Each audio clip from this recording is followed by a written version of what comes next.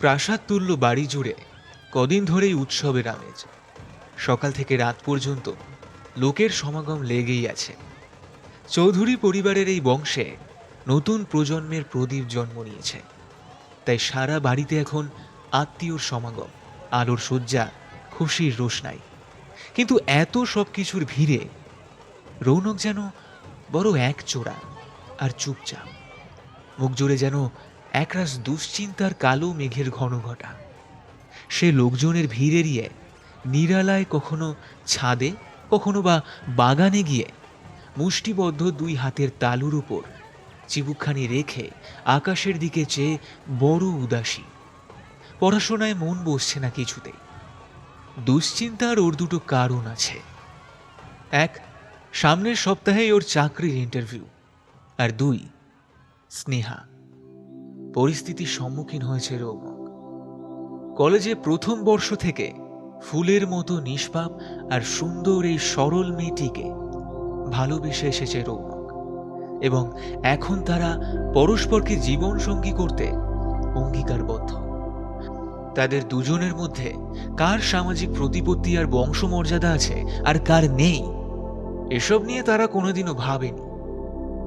কিন্তু আজ যখন রৌনক একজন গরিব কেরানির মেয়ের হাত ধরে বাবা মায়ের সামনে এসে বিয়ের কথা বলেছিল, তখন স্নেহাকে দেখে তাদের প্রথমটায় ভারী পছন্দ হয়ে গেলেও তার বাবার সাধারণ মানের ওই অল্প মাইনের চাকরি আর সাধারণ মানের জীবনযাপন করা পারিবারিক পরিচয় পেয়ে সাথে সাথেই থমকে গেলেন রৌনকের বাবা মা দুজনেই।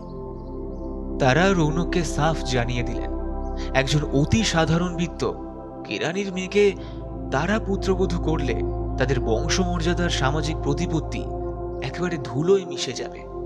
তাই সে যেন ওই মেয়েকে বিয়ে করার চিন্তাটা মাথা থেকে একেবারে ঝেড়ে ফেলে। মাথায় হাত দিয়ে বসে পড়ে রৌনক।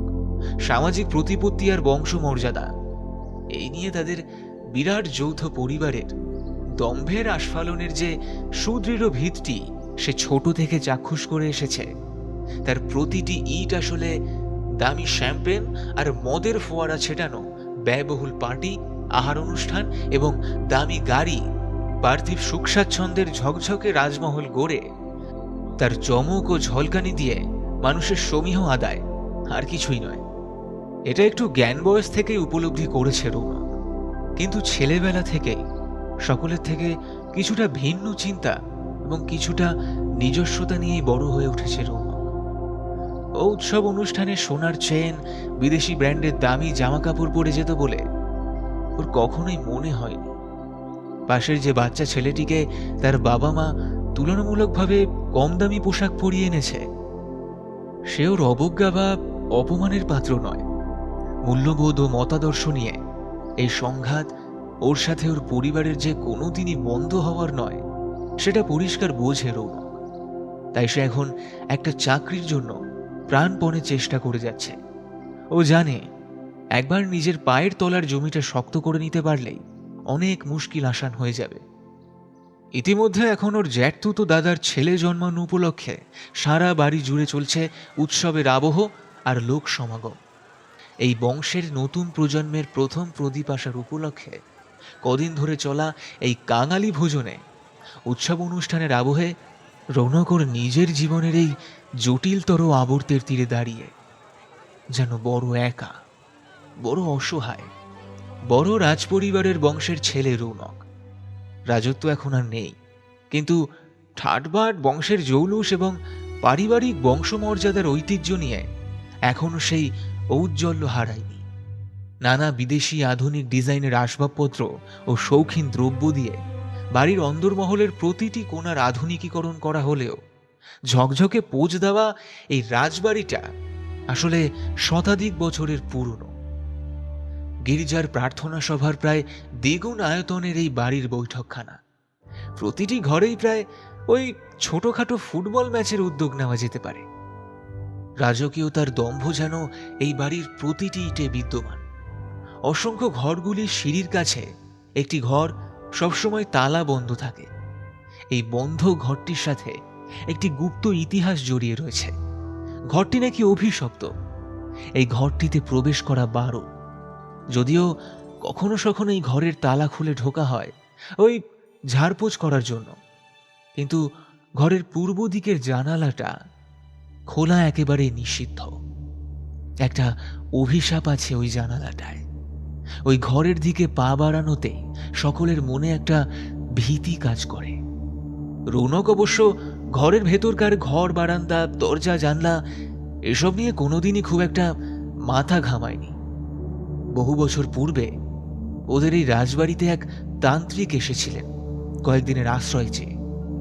পরিবারের সকলের মুখে মুখে ঘুরে আসছে এই একই গল্প। ওই তান্ত্রিককে থাকতে দেওয়া হয়েছিল ওই ঘরটিতে। এই রাজবাড়ির পূর্বপুরুষ তথা তৎকালীন রাজা তাকে নিজ শয্যাকক্ষের কাছাকাছি বেশ খাতির আপ্যায়ন করেই রেখেছিলেন। তার মতো অলৌকিক শক্তিধারী অপার ক্ষমতা সম্পন্ন এক তান্ত্রিক ও তন্ত্র সাধনার যাবতীয় সুফলকে তার হাতের মুঠোয় আনবার জন্য কোনো এক অজ্ঞাত কারণে রাজার সাথে তান্ত্রিকের প্রবল মতবিরোধ আরম্ভ হয়। প্রায় দিনই তাদের প্রবল বাগবিতণ্ডা এবং কথা কাটাকাটি হতো, কিন্তু তবুও এই ভীষণ শক্তিধারী তন্ত্র ক্ষমতা সম্পন্ন তান্ত্রিককে হাতের মুঠোয় রাখার তাগিদে তিনি প্রতিটি বাগবিতণ্ডা এবং বিবাদের পরক্ষণেই তান্ত্রিককে নরম স্বরে বুঝিয়ে সুঝিয়ে ঠান্ডা করতেন, আর তার রুষ্ট হয়ে রাজবাড়ি থেকে বিদায় নেওয়া হতে প্রতিবারই আটকাতেন। এইভাবে বেশ কিছুদিন কাটবার পর তান্ত্রিকের মন রাজবাড়ি থেকে ক্রমশ বিমুখ হতে হতে একটা সময় তিনি রাজবাড়ি থেকে বিদায় নেওয়ার সিদ্ধান্ত নিয়ে নিলেন। তিনি তার ঝোলা গুছিয়ে টুছিয়ে 2-3 দিনের মধ্যেই রওনা দেবেন। এরই মধ্যে একদিন এক নিস্তব্ধ দুপুরে বিনা মেঘে বজ্রপাতের মতোই তান্ত্রিকের ওই ঘরের দরজায় পদাঘাত করে ঢুকে পড়েন একদল রাজকর্মচারী, আর তারপর সে ঘরে ঢুকলেন রাজা স্বয়ং। রাজা নিষ্পৃহ কণ্ঠে বললেন, তুমি রাজবাড়ির অনেক কথা জেনে ফেলেছ তান্ত্রিক। তোমাকে তো আর এই রাজবাড়ি হতে এত সহজে মুক্তি দেওয়া যায় না। এই বলে তিনি তার 2 হাতে সজোরে তালি দিলেন। সাথে সাথেই রাজকর্মচারী দল এসে তান্ত্রিকের হাত পা শক্ত করে বেঁধে ফেলল। রাজা তার অসি হতে মুক্ত করলেন তার সুবিশাল তরবারি। জানালা দিয়ে প্রবেশ করা সূর্যের আলো তার উপরে পড়ে তা আপন তেজদৃপ্ততার সমহিমায় ঝলসে উঠল। পরক্ষণেই তা স্নান করল তান্ত্রিকের হৃৎপিণ্ড ফুঁড়ে ছলকে ওঠা তাজা রক্তে। এরপর তান্ত্রিকের দড়ি দিয়ে আষ্টে পৃষ্ঠে বাঁধা রক্তাক্ত মৃতদেহটি রাজকর্মচারীরা ধরাধরি করে ওই জানলা দিয়ে ছুঁড়ে নিক্ষেপ করে দিয়েছিল। আর তারপর জানলাটি বন্ধ করে তান্ত্রিকের সব জিনিসপত্র পোটলাপুটলি ঘর থেকে বের করে ঘরটি সাফসুতরো করে ঘরটির দরজা বন্ধ করে তালা দিয়ে চলে যায় যে যার কাজে। রাজা চলে যান নাচমহলে। তারপর থেকে শোনা যায় ওই ঘরের জানলাটি নাকি অভিশপ্ত। ঘরটি পারতপক্ষেও খোলা টোলা হয় না। সবাই ঘরটিকে কেমন একটা এড়িয়ে চলে। একটা চাপা ভয়, একটা আতঙ্ক ক্ষোভের অন্ধকার ফুঁড়ে সর্বদা বের হতে চায় যেন। এখন এই এত প্রজন্ম পরে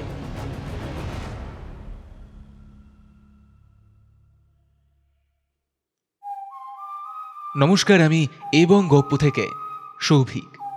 আজ আপনারা শুনবেন লেখিকা রশ্মিতা দাসের কলমে নরকের দ্বার খোলা।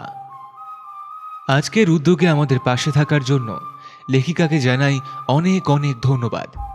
আজকের গল্পের সূত্রধার এবং গল্প পাঠে আমি সৌভিক। তবে গল্প শুরুর আগে আপনাদের কাছে একটি ছোট্ট অনুরোধ।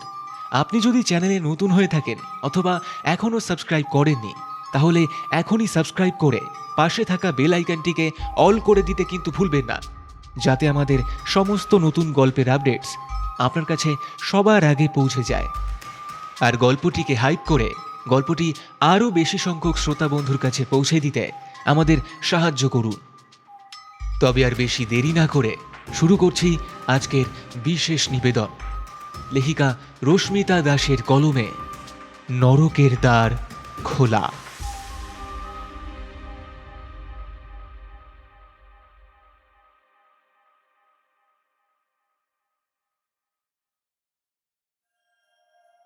এখন চারিদিকে আনন্দ উৎসবের মেজাজ। সারা বাড়ির কোথাও এতটুকু নিরিবিলি জায়গা পাবার মতো জো নেই। শুধুমাত্র এই ঘরটির কাছাকাছি এসে পৌঁছলেই মনে হয় বাতাস কেমন যেন নিস্তব্ধ, ভারী এবং থমথমে। এখন রৌনক কোনোভাবে একটা চাকরির ব্যবস্থা করার জন্য একেবারে মরিয়া।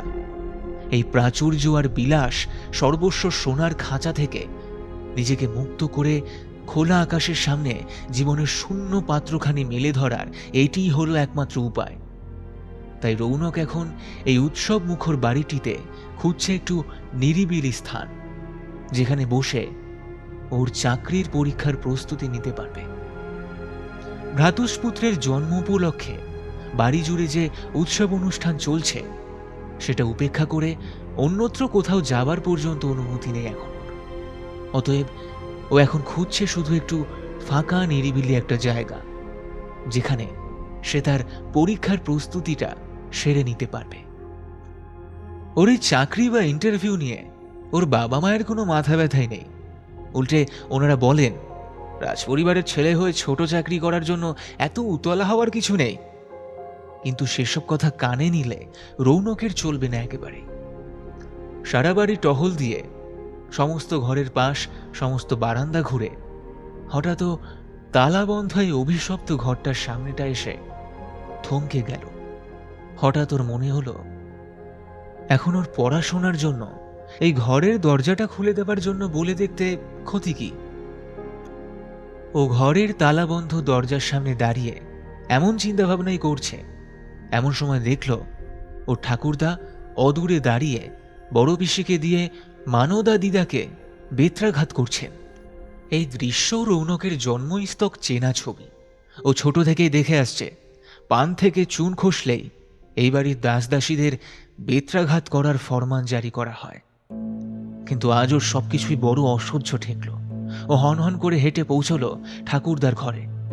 বিরক্তি ঠাসা কণ্ঠে বলে উঠল, বড় পিসি, কি হচ্ছে কি? একটা মানুষকে এইভাবে পিটিয়ে তোমরা কোন স্বর্গের সিঁড়ি তৈরি করছো বলো তো? যা জানিস না তা নিয়ে হুট করে মন্তব্য করতে আসিস না খোকা। বড়দের সাথে এভাবে কথা বলতে শিখিয়েছে বুঝি তোর বাবা? শোনো বড় পিসি, আমাকে যা খুশি বলো, কিন্তু 80 পেরোনো এই হাড় জিরজিরে বুড়ি মানুষটা এমন কিছু অপরাধ করতে পারে না যে তাকে এইভাবে পশুর মতো বেতের বাড়ি মারতে হবে। এটা একটা ছোট্ট বাচ্চাও বুঝবে। ছেড়ে দাও মানদা দিদাকে, তোমার কাছে আমি হাত জোড় করছি বড় পিসি, ছেড়ে দাও। মানদা দিদার সারা পিঠে দাগড়া দাগড়া টাটকা রক্তের রেখা ফুটে উঠেছে। তীর তীর করে কাঁপছে তার শুকনো ঠোঁট দুটো। আচ্ছা ঠিক আছে, খোকার কথায় আজকের মতো তোকে ছেড়ে দিলাম মানদা। আর কোনোদিন যদি তোর হাত থেকে একটা কাপও ভাঙে তাহলে ওই দিন তোর একটা হাড়ও আস্ত থাকবে না, এই আমি বলে দিলাম। দূর হ আমার চোখের সামনে থেকে। একরাশ ঘৃণা ছুঁড়ে ঘরের দরজার দিকে অঙ্গুলি নির্দেশ করে রাগত দৃষ্টিতে বড় পিসি তাকালেন মানদা দিদার দিকে।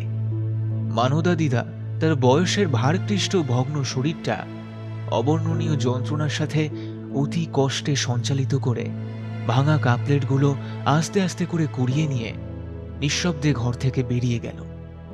রৌনক ঠাকুরদাকে রাগত স্বরে বলল, দাদামশাই, আমার আপনার কাছে একটা আর্জি আছে। সামনে আমার চাকরির পরীক্ষা। এখন বাড়ির এই উৎসবের পরিবেশে আমার পড়াশোনায় বড্ড ব্যাঘাত ঘটছে। তাই আমি চাই কয়েকদিনের জন্য সিঁড়ির ডান পাশের ঘরটা আমার পড়াশোনার জন্য খুলে দেওয়া হোক। বন্ধ দরজার এই অভিশপ্ত ঘরটি খোলার কথা শুনে ঠাকুরদা সচকিত হয়ে বলে উঠলেন, সিঁড়ির ডান পাশের ঘর? না না না না না, ওই ঘর খোলাখুলির কোনো প্রয়োজন নেই। প্লিজ দাদামশাই, এই কটা দিনের তো ব্যাপার। সারা বাড়িতে কোনো জায়গা নেই যেখানে একটু পড়ায় মন বসাতে পারবো। দাদু ভাই, ও দাদু ভাই, ওই ঘরে যেও না। তুমি তোমার পড়ার জন্য যে ঘর চাও সেই ঘর আমি ফাঁকা করে দিচ্ছি, কেউ সেখানে ঢুকবে না। তুমি সারাদিন ওই ঘরেই তোমার মতো থেকো, বুঝলে? পড়াশোনা করো, তোমায় কেউ বিরক্ত করবে না, ঠিক আছে? কিন্তু দাদামশাই, আরে বাবা, কোনো কিন্তু না। আমরাও পরিবারের সাথে মিলেমিশে অ্যাডজাস্টমেন্ট করেই বড় হয়েছি। তুমিও ঠিক ম্যানেজ করে নিতে পারবে। ঘরের অনুষ্ঠানের মতো চলুক না। তুমি তোমার পড়া করো, বুঝেছো? আর তাছাড়া চ্যাটার্জি মশাইয়ের নাতনির সাথে তোমার বিয়ের পাকা কথা হয়ে গেছে। আমি সব ব্যবস্থা করে দিচ্ছি। একটা চাকরি যদি নিজের যোগ্যতায় পাও, তো আমি বুক ফুলিয়ে বলতে পারবো, নাতি আমার পারিবারিক ব্যবসার ওপর নির্ভর না করে নিজের যোগ্যতায় চাকরি পেয়েছে। আমি সবাইকে বলে দেব, তোমার যে সামনে পরীক্ষা, সেটা যেন মাথায় নিয়ে আনন্দ উৎসব যা করার করো, বুঝেছো? বিয়ের কথা পাকা হওয়ার কথা শুনে এইবার মৃদু আস্ফালন দেখানোর চেষ্টা করল এই অকস্মাৎ বিয়ের সিদ্ধান্তের বিরোধিতা করে। যদিও সে জানে এই পরিবারে ঠাকুরদার কথাতেই সূর্যোদয় হয় আর সূর্যাস্ত তার আঙুলের ইশারাতেই সংঘটিত হয়। অতএব ঠাকুরদা যখন একটা সিদ্ধান্ত নিয়েই নিয়েছে, সেটা যার জীবনকে কেন্দ্র করেই হোক না কেন, সেটাকে অতিক্রম করার ক্ষমতা এই পরিবারের কারোরই নেই। রৌনক এখন চতুর্দিকে শুধুই অন্ধকার দেখছে। সে এখন শুধুমাত্র একা বসে কাঁদবার জন্য একটা নিরালা স্থান খুঁজছে মাত্র। ওর মাথা ঝিমঝিম করতে লাগলো। একদম বোবা হয়ে কাঠপুতুলের মতো দাঁড়িয়ে রইল কয়েক মুহূর্ত। ওর মাথার মধ্যে শুধু একটাই কথা তোলপাড় করতে লাগলো, ঠাকুরদার কথা ওকে কাটতেই হবে, সাহস আনতেই হবে যেমন করে হোক। হঠাৎই ও পুরো এরে বাছুরের মতো একটা গো ধরে বসল। যে ঘরটা খুলতে ঠাকুরদা বারণ করলো এক্ষুনি, সেই ঘরটাই ওকে এখন খুলে দিতে হবে পড়াশোনার জন্য। নাতির এমন পাঞ্জাবির আস্তিন খামচানো ছেলে মানুষই গো দেখে একটু নরম হলেন ঠাকুরদা। মৃদু হেসে বললেন, আচ্ছা আচ্ছা, ঠিক আছে। সত্যি সামনে চাকরির পরীক্ষা বলে কথা, একটা নিরিবিলি জায়গা সত্যিই দরকার। পড়াশোনাও তো করতে হবে নাকি? ওই ঘরের আশেপাশে এমনিতেই কারোর যাতায়াত নেই। ওই ঘরটাই এখন পড়াশোনা করার জন্য সঠিক জায়গা। তুমি তোমার বইপত্র গুছিয়ে কাল সকালে চলে আসো, বুঝলে? তার আগে ওই ঘর মান্দাকে দিয়ে ঝাঁটপোছ করিয়ে রাখবো। কিন্তু মনে রেখো, ভুলেও যেন পূবের জানলাটা খুলবে না, কেমন? চাপার আগে ফুসতে ফুসতে ঠাকুরদার ঘর থেকে হনহন করে বেরিয়ে আসে রৌনক। রৌনক ছোট্ট একটি ব্যাটারি চালিত উজ্জ্বল আলো জ্বালিয়ে নিয়ে সজোরে চালিয়ে দিল টেবিল ফ্যানটি। তারপর ভালোভাবে পর্যবেক্ষণ করতে লাগলো ঘরখানি। ঘরটি আয়তনে সুবিশাল। ঘরের ভেতরে মোট 10টি মোটা মোটা থামগুলি অপূর্ব কারুকার্য খচিত। গোটা ঘরটিতে জানলা ওই একটাই। কেমন একটা ভ্যাপসা গন্ধ আসছে নাকে।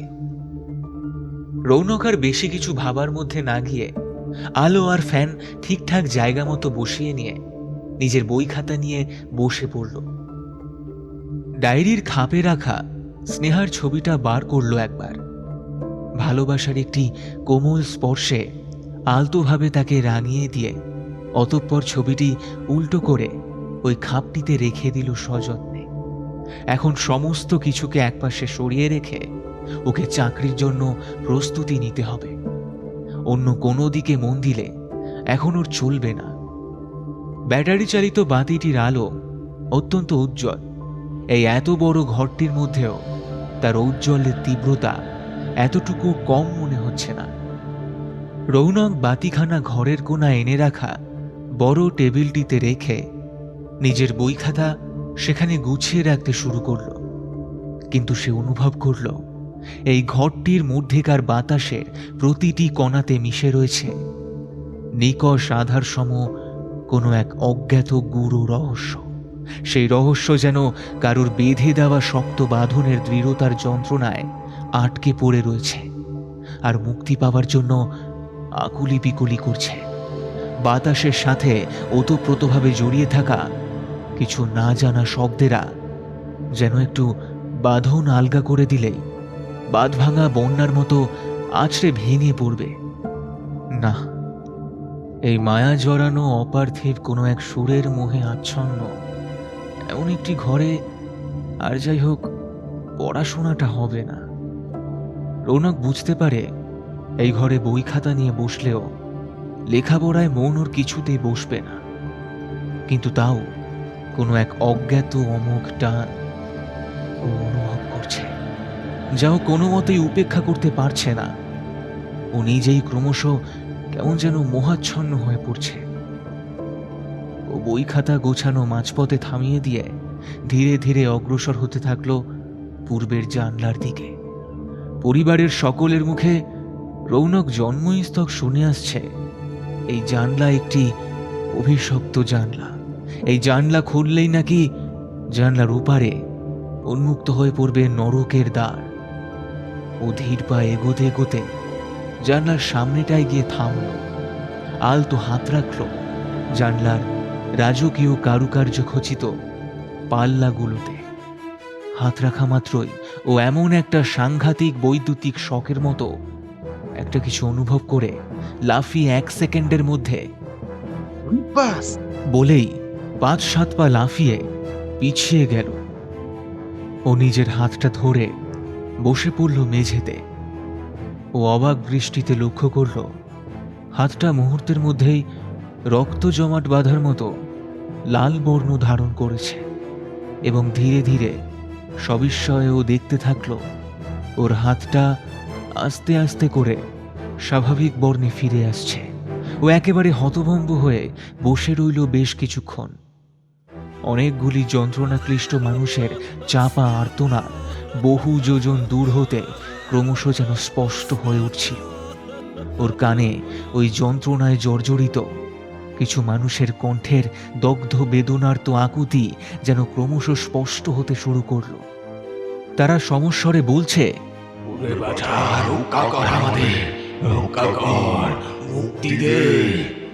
ওই আর্তধ্বনি রৌনকের বুকের ভেতরটা যেন এফোর ওফোর করে দিচ্ছিল। ও আর থাকতে না পেরে 2 কান চাপা দিল সজোরে।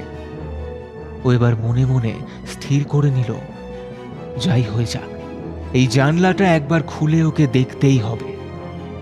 রৌনক আস্তে আস্তে উঠে দাঁড়িয়ে ঘরের ভেতরটা হাতড়াতে লাগলো। ও তন্ন তন্ন করে খুঁজতে শুরু করলো জানলাটির পাল্লা দুটি, যে তালা দিয়ে আটকানো রয়েছে তার চাবিটা। খুঁজতে খুঁজতে ক্রমশ ওর তন্দ্রা আসতে শুরু করলো। লম্বা লম্বা হাই উঠতে থাকলো ওর। আর শেষ পর্যন্ত না পেরে ও টেবিলের নিচেই বসে পড়ল। আর তারপর ঘুমানোর জন্য পাতা বিছানাটির কাছাকাছি পৌঁছানোর আগেই তুলিয়ে গেল অতল নিদ্রায়। ক্রমশ রৌনক অনুভব করতে শুরু করল ও আর ইহজগতে নেই। ও পৌঁছে গেছে কোনো এক অন্ধকার জগতে। সেখানে শুধুই নিকষ কালো অন্ধকার ছাড়া আর কিছুই নেই। এই কালো ফুরে এক বিন্দু আলোরও বোধহয় ওর নিকট পর্যন্ত পৌঁছনোর কোনো স্পর্ধা নেই। হঠাৎ এই অন্ধকারের বুকে দৃশ্যমান হতে থাকলো একরাশ সাদা ধোঁয়া। ধোঁয়া ক্রমশ গাঢ় এবং ঘন হতে শুরু করলো। ক্রমশই ওই আলোয় ফুটে উঠতে শুরু করলো কতগুলি মানুষের অবয়ব। ও চোখ কচলে সবিস্ময়ে চাইল সেই দিকে। দেখল ওই মানুষগুলির চেহারা ও মুখমণ্ডল ক্রমশ স্পষ্ট রূপে ধরা দিতে শুরু করেছে ওর চোখে। ওই মুখগুলো ওর চেনা। এই ঘরের প্রবেশপথের লাগোয়া যে প্যাসেজটি রয়েছে, ওই প্যাসেজের দুধার জুড়ে যে অয়েল পেন্টিংগুলো রয়েছে, সেই মুখ্য প্রতিকৃতিগুলোরই জীবন্ত রূপ এই চেহারাগুলো। হ্যাঁ, রৌনকের চিনতে কিছুমাত্র ভুল হলো না। ধোঁয়ার ভেতরে একটু একটু করে ফুটে ওঠা এই অবয়ব, এই মানুষগুলি ওর দুর্দণ্ড প্রতাপ পূর্বপুরুষদের জীবন্ত প্রতিরূপ। ক্যানভাসে রং তুলি দিয়ে কয়েদ করে রাখা দাপুটে সেই মুখগুলো আজ যখন রৌনকের সামনে জীবন্ত রূপে দেখা দিল, রৌনক দেখল তাদের এই মুখগুলো যন্ত্রণাক্লিষ্ট, রক্তাক্ত ও আতঙ্কগ্রস্ত। তারা সমস্বরে বলে চলেছেন, ওরে বাছা, রক্ষা কর আমাদের, মুক্তি দে। পরের জানলার ডান পাশটার মেঝেটা খুঁড়তে শুরু কর। চাবি হাতে পাবি, ওটা হস্তগত কর বাছা। আমাদের মুক্তি দে। তাদের এই আর্তনাদ যেন রৌনকের মাথার ভেতরে দামামা বাজাতে আরম্ভ করল। ধরফর করে উঠে বসল রৌনক। কি ভয়ঙ্কর স্বপ্ন! দু চোখ ডলে নিয়ে ও টেবিলের নিচ হতে উঠল ধীরে ধীরে। ঘরের ভেতরকার এই গুমোট এবং ভ্যাপসা গন্ধটা ওর নাকে এখন অনেকটাই সয়ে এসেছে। তবুও কিছুক্ষণ আগে হলেও রৌনক ওর পড়াশোনার জন্য ভুল জায়গা নির্বাচন করেছে, এটা বিরক্তির সাথে বারবার সদুক্তির দ্বারা মনে মনে আওড়াতে আওড়াতে বইপত্র গুটিয়ে নিয়ে ঘর থেকে বাইরে যাওয়ার উদ্যোগ নিত। কিন্তু এখনো একটা সাংঘাতিক চাপা উত্তেজনা আর কৌতূহল নিয়ে উঠে বসে জানালার ডান পাশের মেঝেটায়। ঘরের এক পাশে জড়ো করে রাখা কোদাল, বল্লম, বর্ষার স্তূপ হতে একটা কোদাল হাতে তুলে নিয়ে উন্মত্তের মতো কোপাতে লাগলো। বাইরে এত জোরে গান বাজছে যে এই শব্দ কারোরই শ্রুতিগোচর হচ্ছে না। মাটি খুঁড়তে খুঁড়তে সেটা মোটামুটি 6 হাত মতো গভীর হলো। রৌনক পরিশ্রান্ত হয়ে মাটিতে পড়ে হাঁপাতে লাগলো। এমন সময় হঠাৎ ও কুড়ুলের গায়ে একটা অদ্ভুত ধরনের উড়ন্ত পতঙ্গ দেখতে পেল। পতঙ্গটির ডানা দুটো টকবকে রক্তের মতো উজ্জ্বল লাল। তার সুর দুটো অত্যন্তই দীর্ঘকায় আর রক্তাভ। ডানা দুটিতে একটি করে মরার খুলির চিহ্ন উজ্জ্বল সাদা রঙের দ্বারা ওই মায়াবী আলো আঁধারির ঘরের মধ্যেও স্পষ্টভাবে প্রস্ফুটিত হচ্ছে। রৌনক ভীষণ কৌতূহলবশত ওই পতঙ্গটিকে আরও স্পষ্টভাবে দেখার জন্য উঠে আসতেই পতঙ্গটি হঠাৎই বোঁ করে উড়ে গিয়ে একেবারে গর্তের ভেতরে ঢুকে গেল। রৌনক ওই অদ্ভুত পতঙ্গটিকে অনুসরণ করে গর্তের ভেতরে উকি দিতেই দেখল পতঙ্গটি একটি কাদামাখা অথচ চকচকে পুটলির উপরে গিয়ে বসেছে। এবার রৌনক অত্যন্ত বিস্ময় নিয়ে ধীরে ধীরে পুটলি শুদ্ধ পতঙ্গটিকে দুহাতে উঠিয়ে নিল। এবার পতঙ্গটি আবারও বোঁ করে উড়ে গিয়ে একেবারে সোজা জানালার গায়ে গিয়ে বসল। রৌনক এবার সেখানকার বাতাসে ভাসমান ইশারাটি চট করে বোধগম্য করে ফেলল। ও আর কাল বিলম্ব না করে ওই পুটুলিটি খুলতে ব্যস্ত হয়ে পড়ল। পুটুলিটির মুখে বাঁধা কয়েকশো বছরের পুরনো গিঁটটি অনেকক্ষণ ধরে কসরত করে অবশেষে খুলে ফেলল রৌনক। পুটুলিটি খুলে রৌনক দেখল ওর ভেতরে সত্যিই একখানা চাবির গোছা। কিন্তু অদ্ভুত ব্যাপার হলো ওই চাবির গোছার 10-12টি চাবি আসলে একটি তালা খোলার জন্যই। রৌনক আর দেরি না করে সঙ্গে সঙ্গে চাবির গোছার মধ্যে একটি চাবি দিয়ে কয়েকশো বছর ধরে বন্ধ হয়ে পড়ে থাকা অভিশপ্ত তালাটি খুলতে প্রাণপণ শক্তির প্রয়োগ করতে লাগলো। অনেকক্ষণ ধরে শরীরের প্রায় সর্বশক্তি প্রয়োগ করার পর হঠাৎই সারা ঘর কাঁপিয়ে সজোরে খড়াং শব্দ করে তালাটি খুলে গেল। রৌনক উঠে দাঁড়িয়ে জানলার পাল্লা দুটি ধীরে ধীরে দুই দিকে প্রসারিত করতে শুরু করল। শতাধিক বছরের পুরনো জানলাটি দীর্ঘ যুগ ধরে পড়ে থাকার ফলপ্রসূ জং ধরে এমন দশা হয়েছে যে খুলতে ওকে প্রচণ্ড শারীরিক শক্তি প্রয়োগ করতে হচ্ছে। জানলার পাল্লা দুটি ক্যাঁচ ক্যাঁচ শব্দে দুই দিকে প্রসারিত হলো ধীরে ধীরে।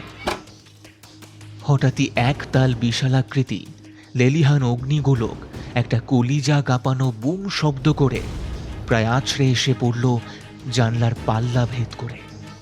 আর তারপরেই আরও ততোধিক জোরে শব্দ করে সেটি বিস্ফোরণের মতো ফেটে গিয়ে বাতাসে ঘন কালো ধোঁয়া ছড়িয়ে পড়ল ঘরের চারিদিকে। আর সেই ধোঁয়া ফুঁড়ে ঝড়ের মতো দীর্ঘ বন্দিত্ব হতে অকস্মাৎ মুক্তির উল্লাসে যেন তীরের ফলার মতো ঝাঁকে ঝাঁকে বেরিয়ে আসতে শুরু করলো। ডানায় ডানায় মরার খুলি অঙ্কিত রাশি রাশি সেই রক্তবর্ণ পতঙ্গের ঝাঁক। এই ঝড় থেমে গেলে রৌনক অনুভব করল একটা নেশাতুর সুগন্ধ ওকে যেন হাতছানি দিয়ে ডাকছে। ও যেন মন্ত্রমুগ্ধের মতো ওই হাতছানিতে সাড়া দিয়ে ওই জানলার ভেতরে এসে প্রবেশ করতে থাকলো ধীরে ধীরে। দেখল জানলার উপারে একটা সিঁড়ি নেমে গেছে নিচে, চারপাশে কুণ্ডলীকৃত সাদা ধোঁয়া। ও সিঁড়ি বেয়ে নিচে নামতে শুরু করলো ধীরে ধীরে।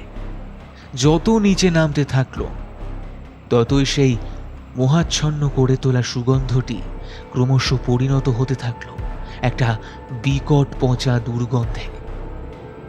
সিঁড়ির চতুর্দিকে লেলিহান অগ্নিশিখা আর চারপাশে ক্রমশ স্পষ্ট হতে শুরু করলো সমস্বরে একটা বুক ফাটা হাহাকার আর হৃদয়ে ফোরফোর করে তোলা মর্মবিদারক রোদন ধ্বনি। ক্রমশ দুই কানে হাত চাপা দিয়ে বসে পড়ার মতো অবস্থা হলো রৌনকের।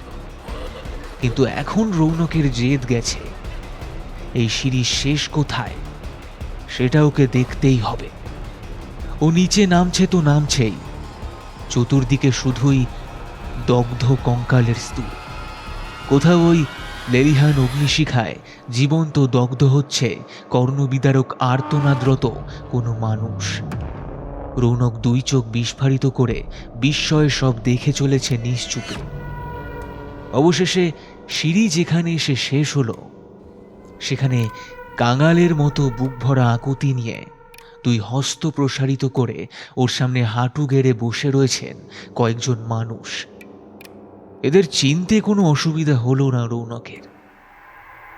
যে ঘরের অভিশপ্ত জানলাখানি নিয়ে ফিসফাস আর চাপা ভীতি দেখে এসেছে রৌনক জন্মস্তক, সে ঘরের প্রবেশপথ ওই সরু প্যাসেজটি দুই ধার বিস্তৃত জুড়ে এই মানুষগুলিরই তৈল চিত্রাঙ্কন করা প্রতিকৃতি ও দেখে এসেছে। আর এদেরকেই একমাত্র ঘুমের ভেতরে স্বপ্নে দেখেছে রৌনক খানিকক্ষণ আগেও।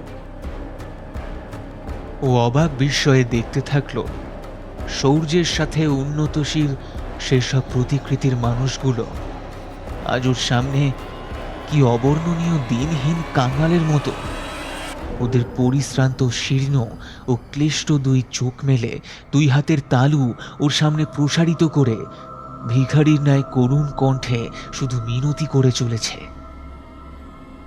মুক্তি দেওয়া ছাড়া আমাদের মুক্তি দে। রৌনক এসব দেখে শুনে প্রচণ্ডভাবে বিচলিত হয়ে পড়ল। ও এখন পরিষ্কার বুঝতে পারছে ও এখন ওর রক্ত মাংসের শরীরটা নিয়ে যেখানে এসে পড়েছে সেটা একটা অপার্থিব জগৎ। বাইরের দুনিয়ার সঙ্গে সমস্ত যোগাযোগ ওর ছিন্ন হয়ে পড়েছে খানিক আগেই। জানলাখানি খোলা, এই বাড়িতে ভীষণভাবে নিষিদ্ধ। কয়েক শতাব্দী ধরে এই নিষেধাজ্ঞা জারি রয়েছে অক্ষুণ্ণভাবে। ও আন্দাজ করে নিয়েছিল নিশ্চয়ই সকলের ধারণা এই জানলা খোলার সঙ্গে যুক্ত রয়েছে কোনো একটা ভয়াল সর্বনাশের অশনি সংকেত। তবে মানুষের এই ধরনের বিশ্বাসকে আমল দেয়নি কোনো কালেই। এখানে জানলা বন্ধ হওয়া অথবা খোলার সঙ্গে এই পরিবারের কোনো ইতিহাস জড়িয়ে থাকতে পারে এটা ভেবে বরাবরই হাসি আসত ওর। কিন্তু আজ নিজের চোখ কান সব একসঙ্গে ওর এতদিনের এই অবিশ্বাসের মুখে প্রতিটা মুহূর্তে এইভাবে বিদ্রূপ ছুড়ে দিতে শুরু করলো। তখন ক্ষণিকের জন্য পুরোপুরি হতভম্ব ও স্থির হয়ে পড়ল রৌনক। কিন্তু রৌনক বরাবরই যথেষ্ট সাহসী ছেলে, ভয় ডরটা ওর বরাবরই কম। আস্তে আস্তে নিজেকে ঠিক সামলে নিল রৌনক। যন্ত্রণা ক্লিষ্ট কঙ্কালসার ওই মানুষগুলির চোখের দিকে দৃষ্টি মেলালো সে। ঠান্ডা গলায় বলল, আপনাদের আমি চিনতে পেরেছি। আমি আপনাদের অনেক গল্প শুনেছি বাপ ঠাকুরদার কাছে, কিন্তু এই কোন জায়গা? আর আপনারা এখানে এলেন কিভাবে? আর আপনারা এইভাবে আমাকে এখানে ডেকে এনেছেন কেন? আমার কাছে আপনারা কি চান? মুক্তি মুক্তি চাই। তীব্র আকুতিতে মিশ্রিত সম্মিলিত এই চিৎকারের প্রতিধ্বনিতে যেন সেখানকার চারপাশ কেঁপে উঠল ভীষণভাবে। মুক্তি? কিন্তু আমি কি করে দেব আপনাদের মুক্তি? ওই শিরিনুকায় বিদেহী আত্মাদের একজন বলে উঠল, আমি বলবো তোমায়, আমি আর কোনো লোকোছাপা নয়। সমস্ত পাপের জট আজ ছাড়াবো এক এক করে। এই বলে তিনি শুরু করলেন তার কাহিনী। সে প্রায় 300 বছর আগের কথা।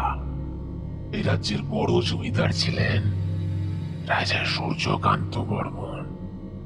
দেশে তখন মুঘলদের রাজত্বকাল থাকলেও এ রাজ্যের লোকেরা তাকেই রাজা হিসেবে মান্যগণ্য করত। আমি ছিলাম তার খাস পেয়ারা। আমি রাজার 5 ফরমাস খাটবার জন্য মহাল চাকরদের সঙ্গে এই রাজমহলের ভেতরেই থাকতাম, আর তাদের সাথে মিলেমিশে রাজার 5 ফরমাস খাটতাম। রাজার আনুগত্য আর বাৎসল্যে আমার জীবন কাটছিল বেশ ভালো। কিন্তু আমার সমস্যা ছিল অন্য জায়গায়। একদিন রাজার পদসেবা করার সময় তার প্রিয় কন্যা রুক্মিণী আসলেন তার সাথে দেখা করতে। রাজা তখন হাতের ইশারায় আমাকে সেখান থেকে চলে যাওয়ার জন্য নির্দেশ দিলেন। আমি তৎক্ষণাৎ সেখান থেকে সরে যাই, কিন্তু তারা কেউই লক্ষ্য করেননি। ঘরের পর্দার আড়াল হতে রুক্মিণীর বক্ষ দেশের দিকে তাক করা আমার কামুক দৃষ্টি। ওই দিন হতে আমার যেন রোগ চেপে নিয়েছিল।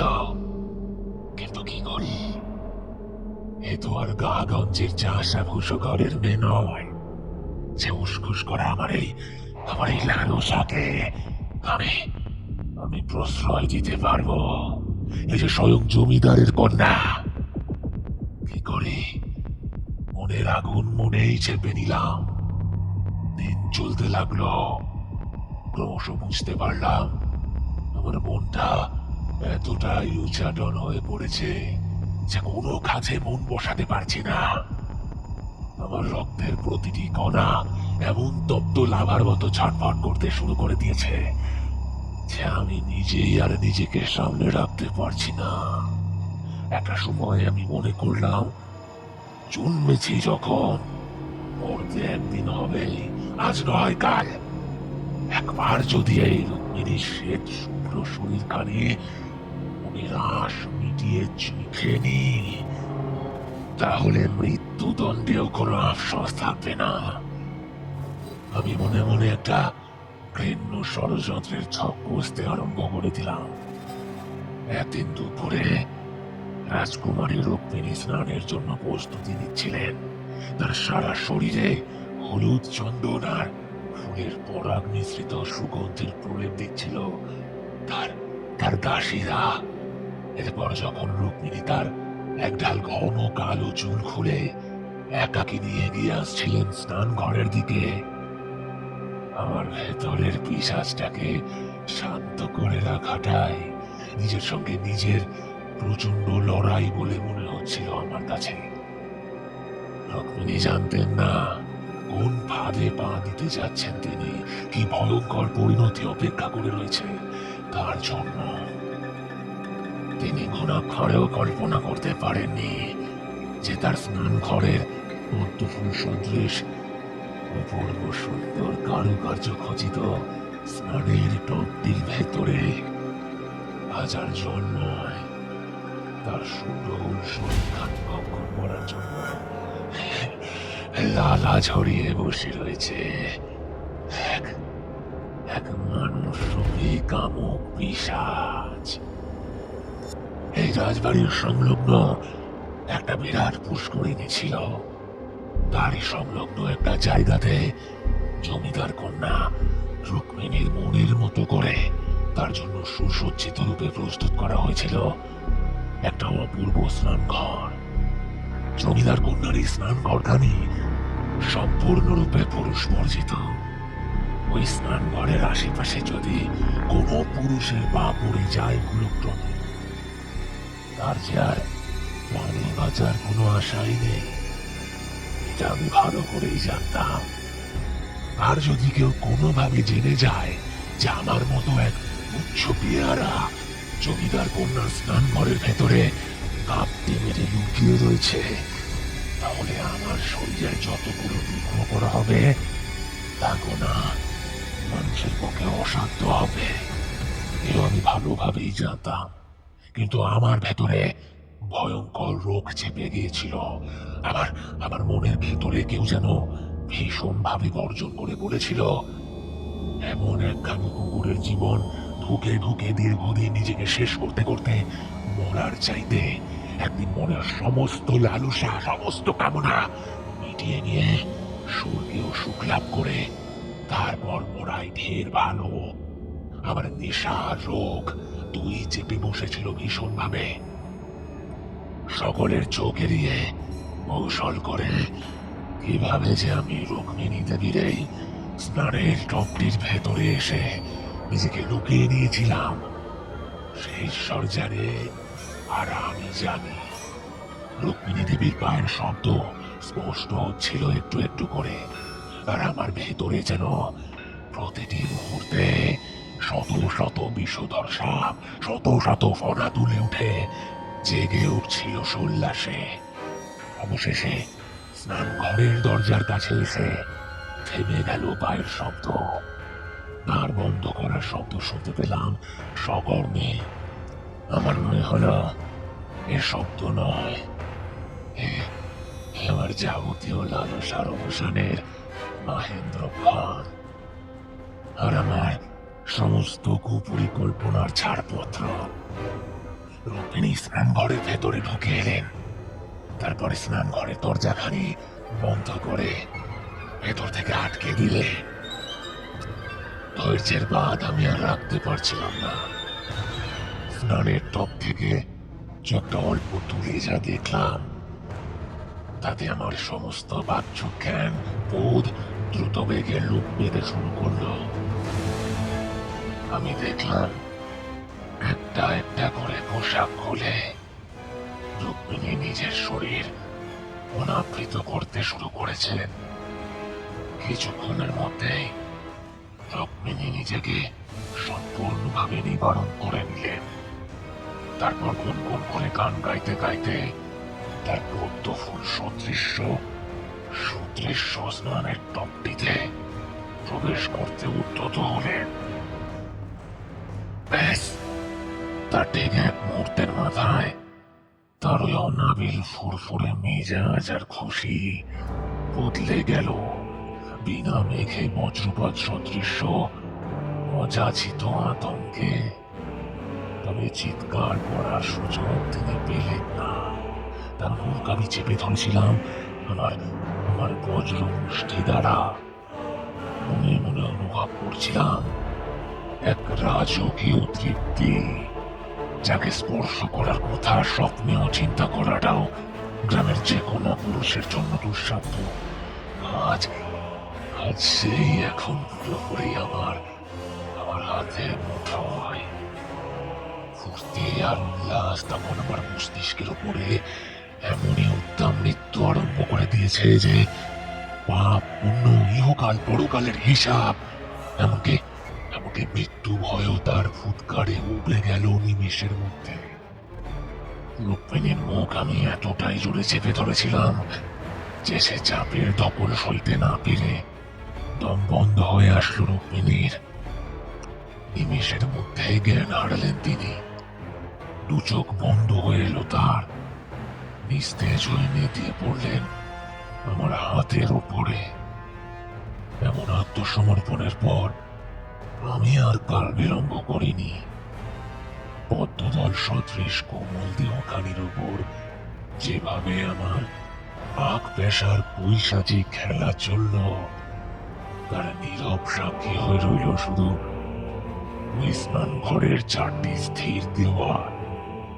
উত্তেজনা আমার এতটাই চরমে ছিল যে আমার শরীর খুব তাড়াতাড়ি এড়িয়ে পড়ল একরাশ ক্লান্তি আর অনির্বাচনীয় এক স্বর্গীয় পরিতৃপ্তি নিয়ে। কিন্তু আমি বুঝতে পারছিলাম আমার এই অন্তিম সময় আসতে আর খুব বেশি দেরি নেই। কারণ এই স্নান ঘরে জনমানুষের চোখ এড়িয়ে যেভাবে এসে পৌঁছেছিলাম, এখান থেকে বেরোনোর সময় আমার ভাগ্য আমার উপর ততটা সদয় হওয়ার সুযোগ অত্যন্তই কম। আর একবার যদি ধরা পড়ে যায়, তাহলে আমার মৃত্যু যতখানি ভয়ঙ্কর হতে চলেছে, এই পৃথিবীতে কারোর এত ভয়ঙ্কর মৃত্যু হয়নি, আর হবারও নয়। সামনে পড়ে রয়েছে রুক্মিণীর নিরাবরণ অচৈতন্য দেহখানি, আর তার কোমরের পাশ হতে বেরিয়ে আসছে রক্তের ধারা। এই প্রথমবার আমার শরীরের সমস্ত রোগকূপ দাঁড়িয়ে গেল ভয়ে। এতদিন ধরে আমার ভেতরে চলতে থাকা একটা ভয়াল নেশার ঘোর এতক্ষণে কেটে গেল পুরোটাই। এতক্ষণে আমার ঠিকভাবে বোধগম্য হলো কি ভয়ঙ্কর সর্বনাশটাই না আমি ঘটিয়েছি। এবার আমার মনের ভেতরে ভীষণভাবে চাঙার দিয়ে উঠল মৃত্যু ভয়। হায় কপাল, অনেকের মজার লুটার জন্য আমি এবার আস্ত জীবনটাকে শুলে চড়ালাম। এটা অন্তত বুঝতে আমার বেগ পেতে হয়নি যে রুক্মিণী যদি একবার ওই অচৈতন্য অবস্থা কাটিয়ে জেগে উঠে যায়, তাহলে ওই মুহূর্তটাই হবে আমার অন্তিম লগ্নের ঘন্টার ধ্বনি। না না না না না না, রুক্মিণীকে আর প্রাণে বাঁচিয়ে রাখা যাবে না। একবার যদি এই দুষ্কর্মের কথা কেউ জেনে ফেলে, তাহলে রুক্মিণীর ইজ্জত নষ্ট করার জন্য শাস্তি আমার কোনো অংশে কম হবে না। তার যে ইজ্জত নষ্ট করার পরে একেবারে প্রাণে মেরে ফেলে যদি একবার সকলের চোখ এড়িয়ে স্নানঘর থেকে পালিয়ে যেতে পারি, তাহলে আমি পরিত্রাণ পেলেও পেয়ে যেতে পারি। রুক্মিণী স্নান করার সময় কেউ যাতে সে চত্বরে না যায়, এই বিষয়ে জমিদার মশাইয়ের কড়া হুকুম রয়েছে। এমনকি কোনো চাকরানিও সেখানে যাবার নিষেধ ওই সময়। অতএব চারদিকটা যে শুনশান সেটা আমি ভালোভাবেই জানতাম। আর রুক্মিণী বেশ অনেকটা সময় নিয়ে স্নান করে, কিন্তু সেই সময়ের মেয়াদও ক্রমে ক্ষীণ হয়ে আসছিল। আর কিছুক্ষণের মধ্যেই যে স্নান ঘরের কাছাকাছি রুক্মিণীর দেখাশোনা করার জন্য বহাল করা চাকরানি আর দেহরক্ষী এসে হাজির হতে চলেছে, এটা মনে আসতেই আমার বুকের ভেতরে যেন শত শত কামারের হাতুড়ি পেটা আরম্ভ হলো। আর সেই সাথে আমি চেয়ে দেখলাম একটু একটু করে চেতনা ফিরে আসছে রুক্মিণীর। আমি আর কাল বিলম্ব করলাম না, সঙ্গে সঙ্গে আসরিক শক্তি প্রয়োগ করে ওর গলা টিপে ধরলাম। আর দেখলাম দম বন্ধ হয়ে আসছে রুক্মিণীর। অতঃপর শরীর থেকে বেরিয়ে গেল প্রাণ। ওর প্রাণহীন দেহখানি ফের লুটিয়ে পড়ল মেঝের ওপরে। এরপর আর এক মুহূর্ত দেরি না করে আমি অত্যন্ত সুকৌশলে স্নান ঘর হতে বেরিয়ে এসে চারপাশটা একবার সবাই দেখে নিলাম। জমিদারের হুকুম মতো দরজার কাছাকাছি কেউ ছিল না, কিন্তু স্নান ঘরের এই চত্বরটি খানিক দূর হতে ভেসে আসছিল কিছু মেয়েলি কথোপকথনে আর হাসি কথার মৃদু আভাস।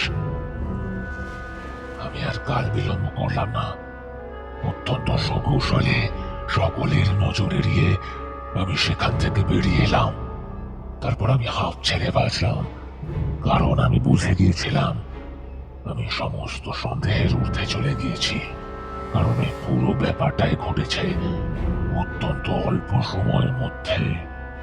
আমার মধ্যাহ্নের ভোজন করার জন্য বরাদ্দ সময়ের ভেতরে পুরো কাজটা সন্তর্পণে শেষ করে নিয়েছি আমি।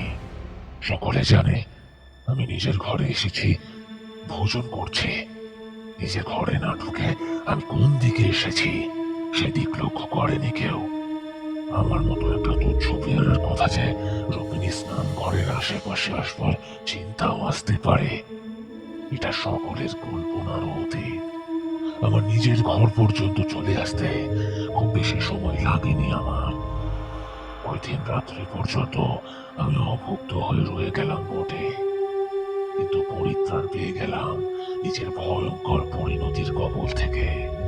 আমি রুক্মিণী স্নান ঘর থেকে পালিয়ে নিজের ঘরে এসে পৌঁছানোর খানিক পরেই শুরু হয়ে গেল বিরাট শোরগোল।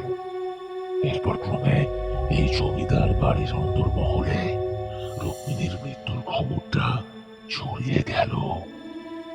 জমিদার সূর্যকান্ত বর্মন তার একমাত্র কন্যা রুক্মিণীর মৃত্যুতে এতটাই শোকাস্তব্ধ হয়ে পড়লেন যে নিজের স্বাভাবিক স্থিতিটাই ক্রমে হারাতে শুরু করলেন। রুক্মিণী ছিল জমিদার মহাশয়ের প্রাণ।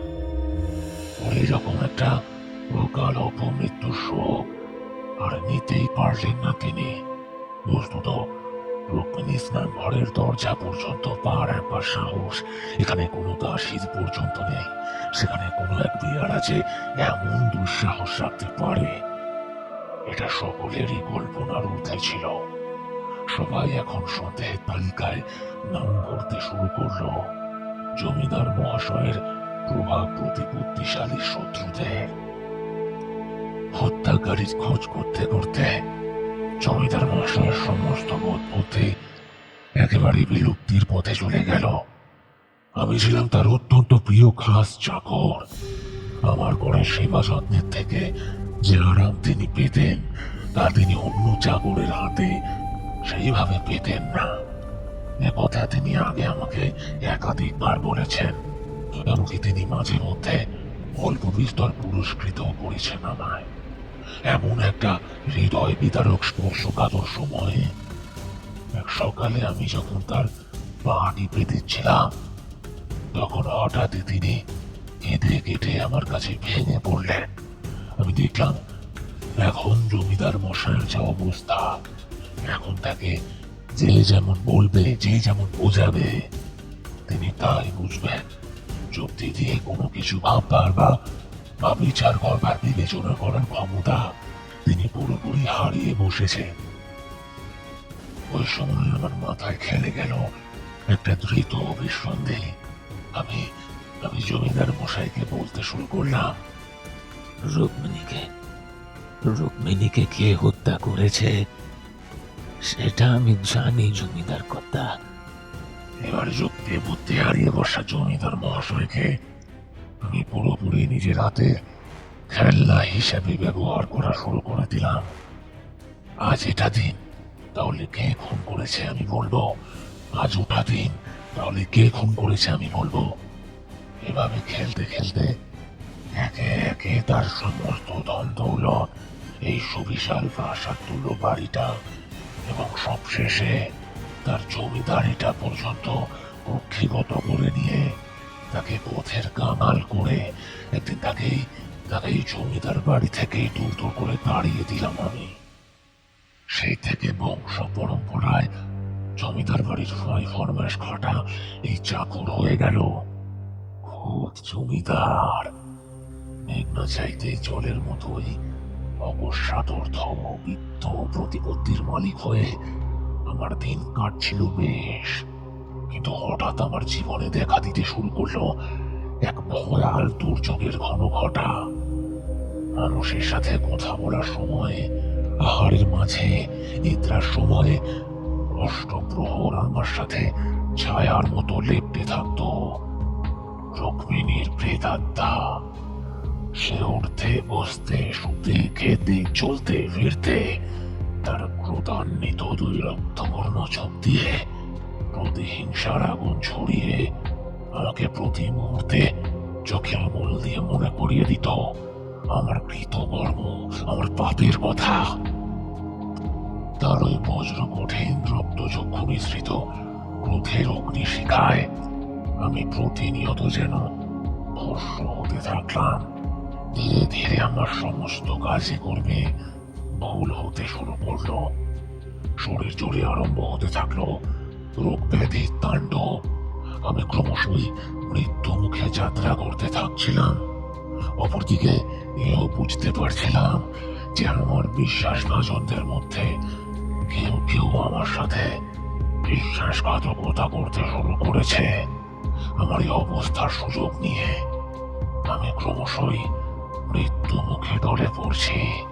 আর চোখ মেলা মাত্র দেখছি আমার শয্যায় আমার মাথার কাছেই বসে রয়েছে সেই সেই প্রেতাত্মা। সে আমার মাথায় হাত বোলাতে বোলাতে প্রতিহিংসাপূর্ণ কণ্ঠে কম্পারানি গান গেয়ে চলেছে মিহি সুরে। জ্বলন্ত দৃষ্টিতে আমার দিকে তাকিয়ে ধরিত্রী কাঁপিয়ে তোলা কণ্ঠে আমাকে আমাকে অট্ট হাসির আস্ফালনে বলে চলেছে,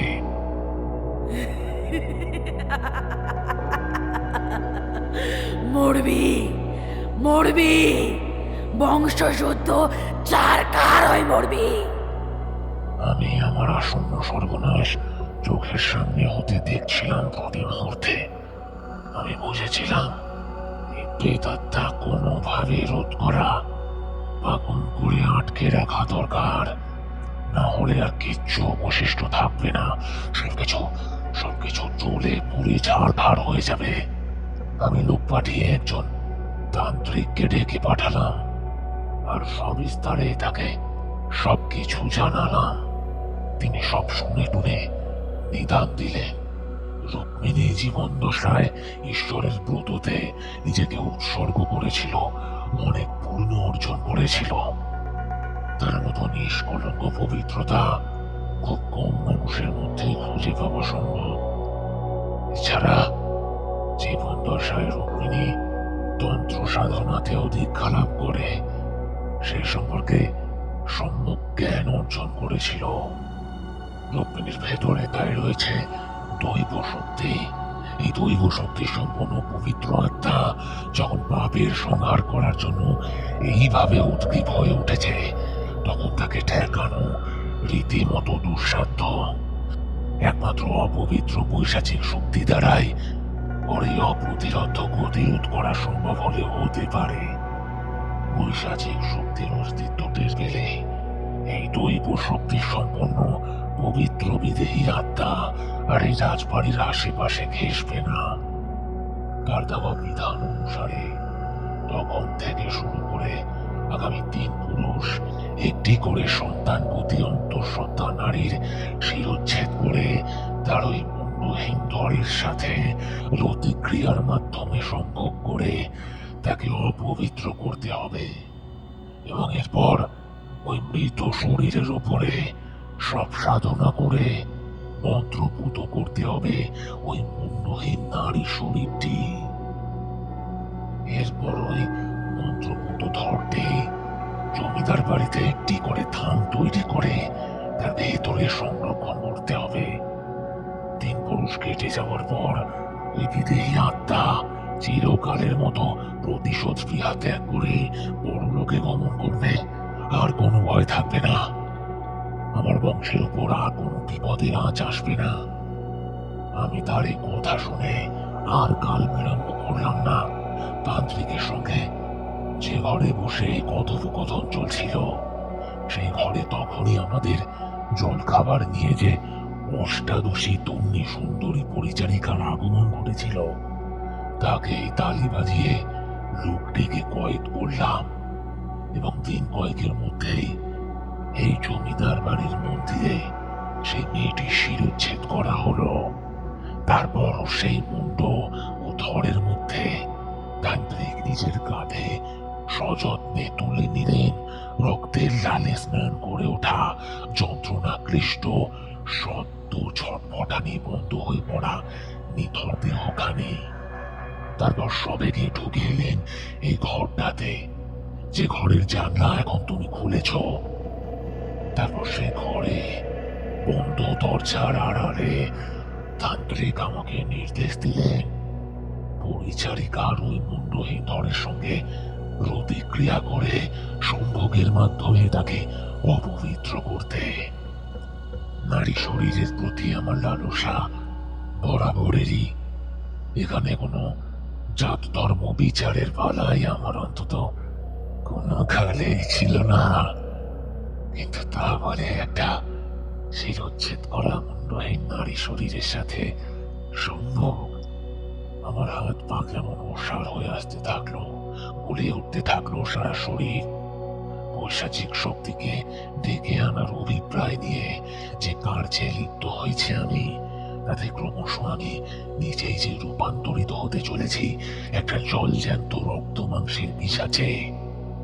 আমার ভেতরের কুণ্ঠার আড়ষ্টতা দেখে এবার জোর হুঙ্কার দিয়ে আমায় তিরস্কার করে উঠলেন তান্ত্রিক। আমি ভয়ে আরো 4 পা পিছিয়ে গেলাম। তান্ত্রিক গর্জন করে বলে উঠলেন, পিশাচ সাধনায় যদি বাধা পড়ে তাহলে তার রোষানল হতে কারো পরিত্রাণ নেই। সব কিছু একেবারে ছারখার হয়ে যাবে, শ্মশান হয়ে যাবে চারপাশের সমস্ত কিছু। কি আর করা, একান্ত নিরুপায় হয়ে আমি প্রস্তুত করে নিলাম নিজের মনকে। দরজা বন্ধ, ঘরের ভেতরে শুধু তান্ত্রিক আর আমি। মাঝখানে এই মুন্ডহীন নিথর দেহটি একা রয়েছে। তান্ত্রিক বসে গেলেন যজ্ঞ কুণ্ডের পাশে, যজ্ঞের আয়োজন শুরু করলেন, সাথে শুরু করলেন একাগ্র চিত্তে মন্ত্রোচ্চারণ। আমি এখন এই পরিস্থিতির হাতের কাঠপুত্তলিকা ভিন্ন আর কিছুই যে নয় সেটা উপলব্ধি করলাম। সামনে যজ্ঞকুণ্ডের সামনে মন্ত্রোচ্চারণরত তান্ত্রিক মগ্ন তার সাধনাতে, আর আমি এক এক করে নিজের বস্ত্র উন্মোচন করে নিজেকে সম্পূর্ণ বিবস্ত্র করে নিয়ে তারপর নিজের ভেতরে কার্যতই একটা পিশাচকে জাগিয়ে তুললাম। এক শরীর কান খোদা নিয়ে ঝাঁপিয়ে পড়লাম ওই মুন্ডহীন মগ্ন শরীরটার উপরে। যজ্ঞকুণ্ডে কাঠ পোড়ার চিরবির শব্দের সাথে সাথে প্রতিধ্বনিত হতে লাগলো তান্ত্রিকের মুখে হতে উচ্চারিত দুর্বোধ্য মন্ত্র।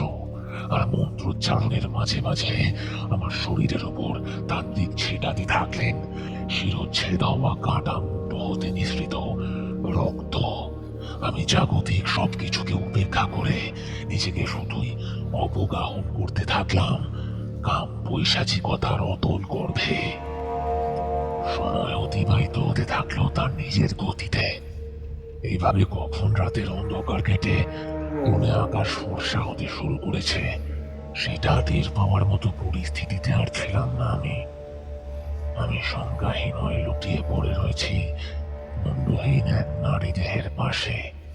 কিন্তু তান্ত্রিকের চোখে তখনও কোনো ক্লান্তি নেই, নেই কোনো ক্ষুধা বা পিপাসার্থ জৈবিক অনুভূতি। সবকিছুর ঊর্ধ্বে চলে গিয়েছেন তিনি। ক্রমে যখন আস্তে আস্তে করে আমার অক্ষে বলল উন্মোচিত হতে শুরু করলো, তখন আবছা দৃষ্টিতে আমি দেখলাম তান্ত্রিক সব সাধনা করছেন। তবে সেই মুহূর্ত বেশিক্ষণ স্থায়ী হলো না। ফের সব দৃশ্যগুলো ভীষণভাবে আবছা হতে শুরু করলো আমার। আস্তে আস্তে আমি আবার চেতনা হারালাম। চেতনা যখন ফিরল আমি তখন বিছানায় শয্যাশায়ী, সারা শরীরে যেন বিষের মতো ব্যথা। আমার বিছানার পাশেই একটা আরাম কেদারে বসে রয়েছেন তান্ত্রিক, যেন আমার চেতনা ফেরার অপেক্ষাতেই বসেছিলেন তিনি। আমি চোখ মেলে তার দিকে চাইতেই তিনি বজ্রগম্ভীর কণ্ঠে বলে উঠলেন, যত তাড়াতাড়ি পারো তোমার স্নান আহার আদি সেরে নাও। তোমার অতি প্রয়োজনীয় আর একটা কাজ বাকি রয়েছে, সেই বিষয়ে আলোচনা করতে হবে। আমার মন বলে উঠল, এরপরে আর কি বা বাকি থাকতে পারে? জমিদারের চাকর ছিলাম, তার হাত পা টিপে সেবা যত্ন করে অতিবাহিত করতাম একটা তুচ্ছাতি তুচ্ছ জীবন। সেই আমি এত সব ভয়ঙ্কর পৈশাচিক কাজ নিজে হাতে করব এ কখনো দুঃস্বপ্নেও ভেবেছিলাম? কিন্তু কি আর করা, একবার যখন পাপের পাক মেখে নিয়েছি, তখন তার থেকে নিষ্কৃতি পাওয়াও এত তো সহজ নয়। তান্ত্রিকের কথায় সম্মতি জানিয়ে বিছানা থেকে উঠলাম। দুপুরের আহারের পর আবার এই দরজা বন্ধ করে দিয়ে আমি আর তান্ত্রিক বসলাম মুখোমুখি।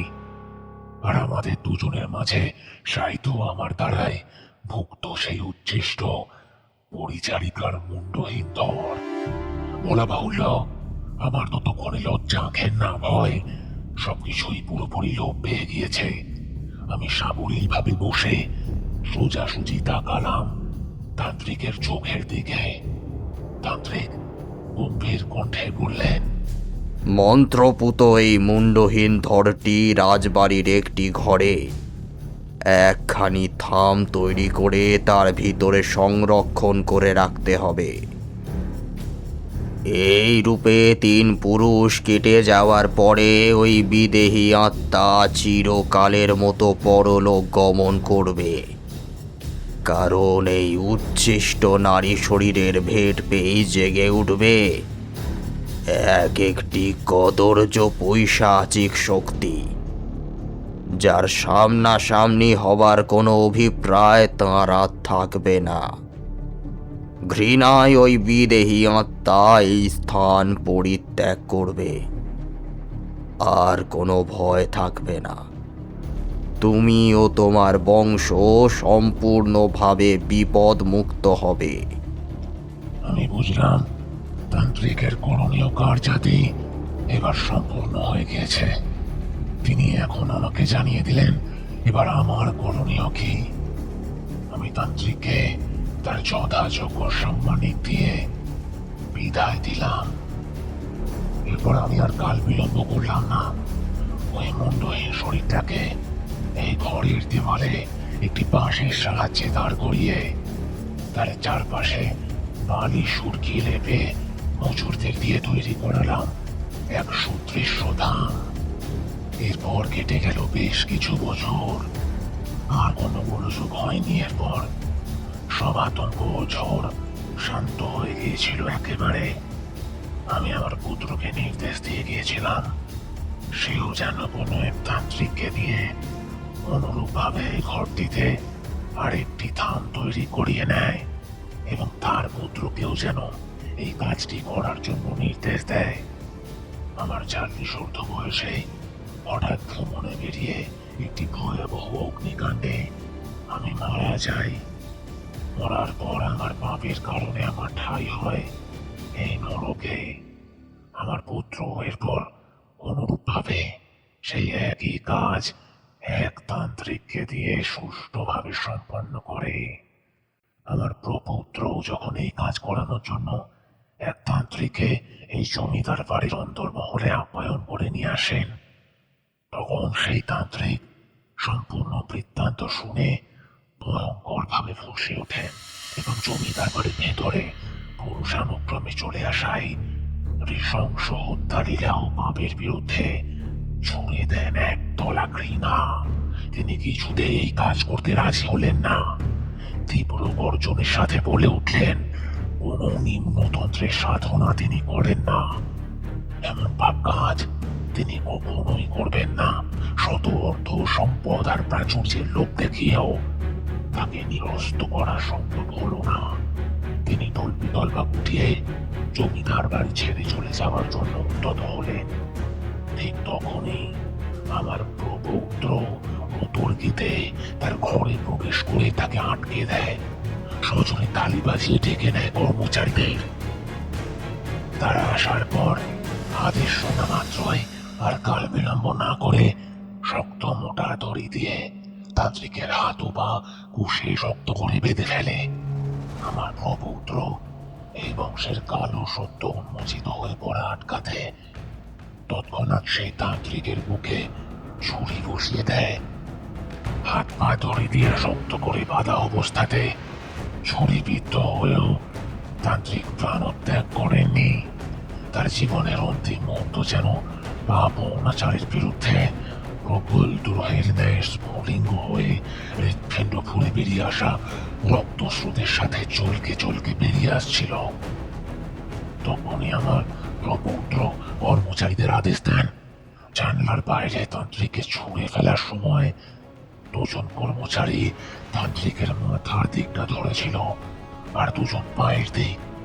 এরপর যখন তারা রক্তাক্ত তান্ত্রিকের জীবন্ত দেহখানি বস্তার ন্যায় জানলার বাইরে ছুঁড়ে ফেলতে উদ্যত হলো, আর আমার প্রপৌত্র কক্ষ ত্যাগ হেতু দরজার দিকে গেল, ঠিক তখনই হঠাৎ যেন প্রকৃতি প্রবল রোষানলে একেবারে তেলে ফুলে উঠল।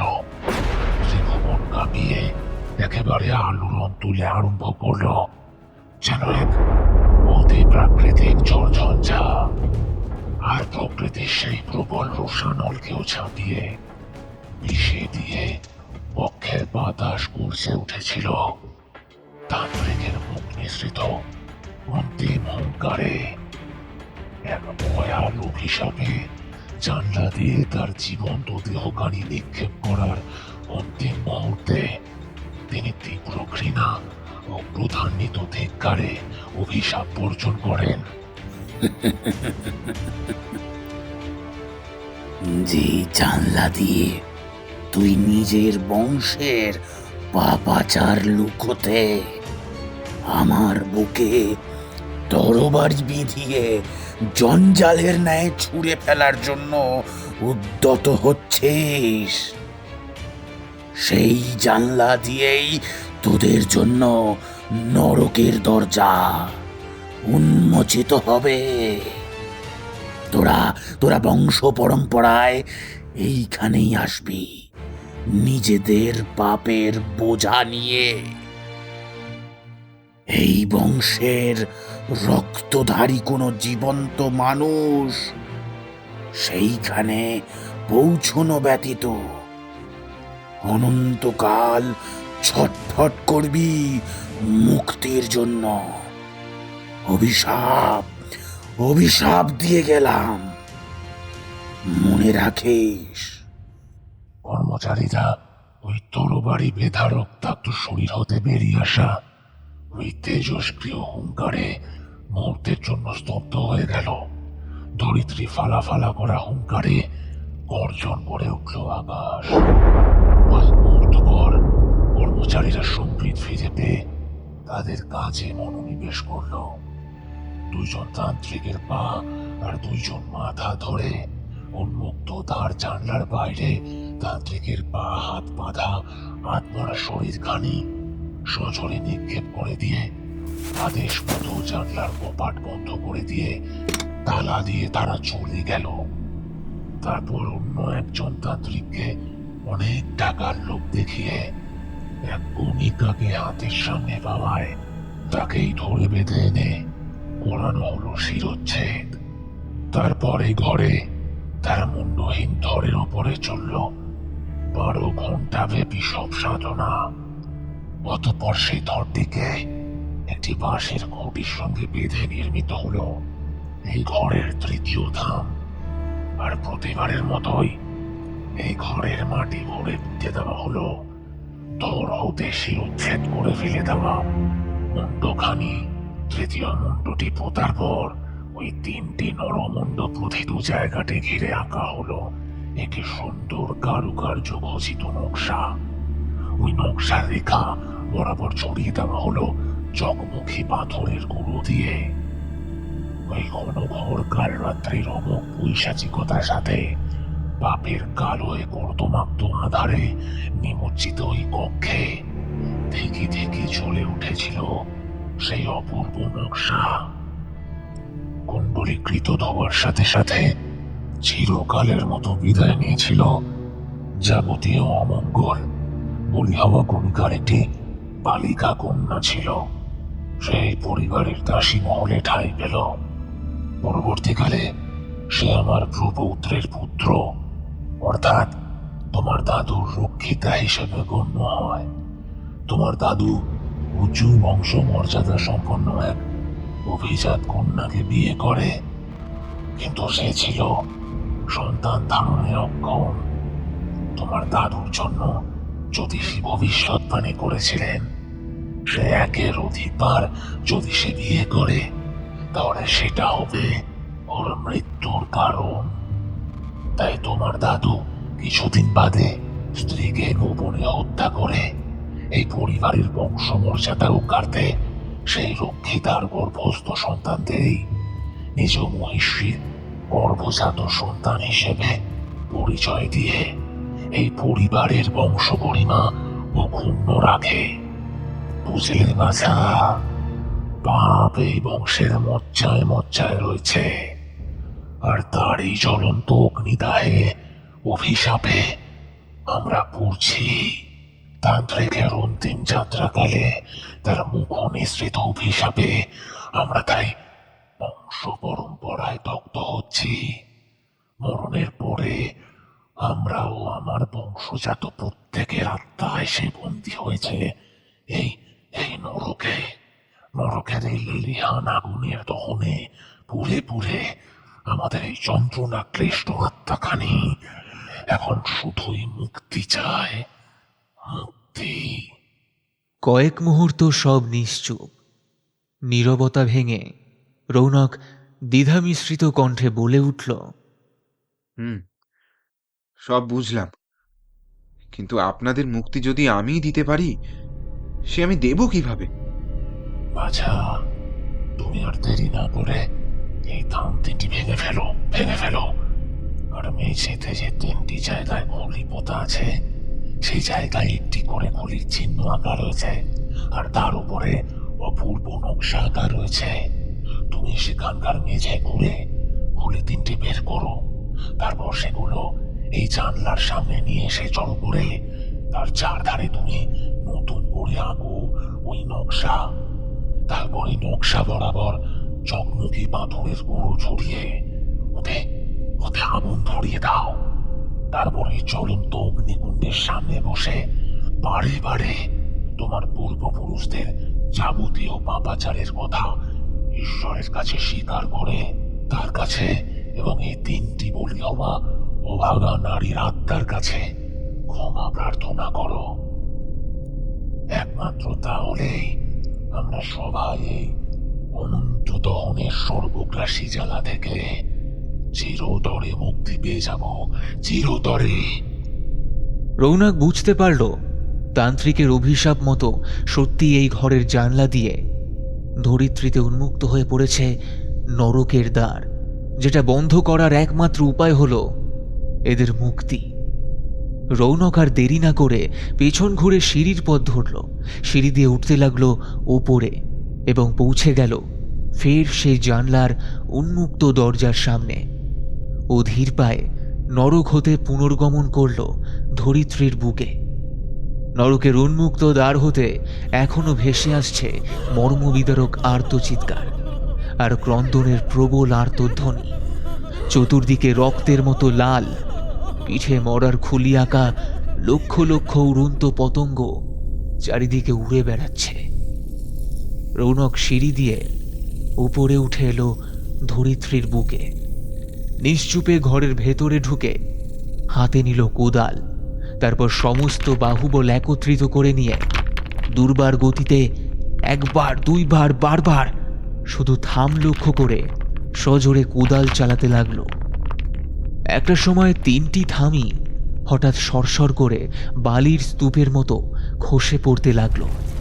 ঘরের বাতাসের প্রতিটি কণায় প্রতিধ্বনিত হতে থাকলো বলি হওয়া তিনজন মেয়ের যন্ত্রণা ক্লিষ্ট আর্তচিৎকার।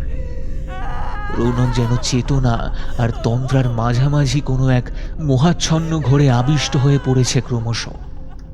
ও প্রায় যন্ত্রচালিতর মতোই মেঝেতে খুলি চিহ্ন আঁকা স্থান তিনটি খুঁজে নিল।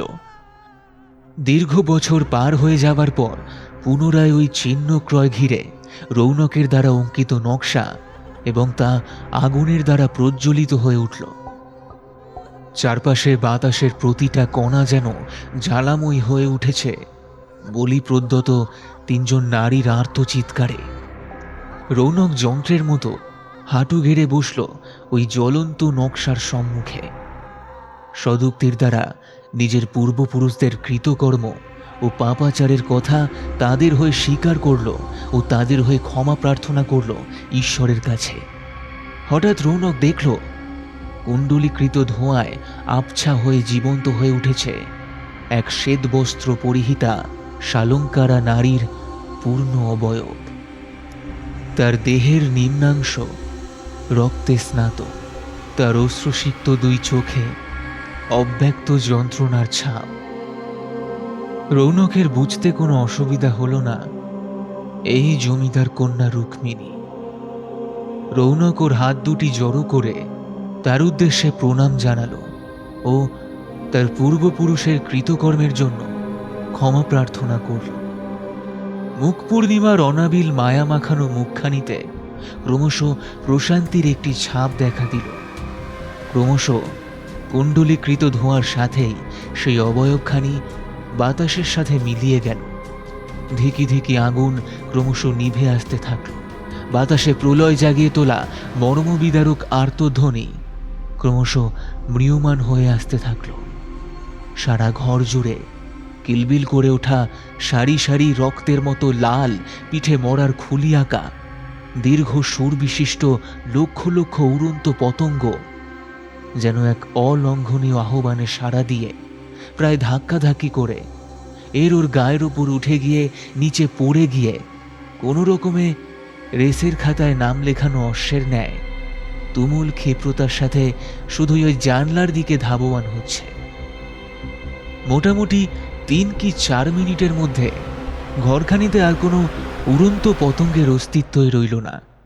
ঘরের ভেতরে পড়ে থাকা বালির স্তূপ উধাও, এমনকি মেঝেতে সদ্য আঁকা ওই কারুকার্য খচিত এবং পোড়া ছাই, এমনকি 3টি মরার খুলিও একেবারে উধাও। ঘরের বাতাস একদম নিশ্চুপ এবং শান্ত। রৌনক এবার জানলার দিকে গেল। অবাক কাণ্ড, জানলার ওপাশে এখন না আছে কোনো অপার্থিব অন্ধকার, আর না আসছে কোনরূপ ক্রন্দন বা আর্তধ্বনি, বরং জানলার বাইরে এখন ঝলমল করে জেগে উঠেছে সকালের সূর্য। দেখা যাচ্ছে প্রাসাদ তুল্য এই বাড়িটির পেছনে অবস্থিত ফলের বাগানখানি। সকাল সকাল বাগানের মালি গাছের পরিচর্যার কাজে ব্যস্ত।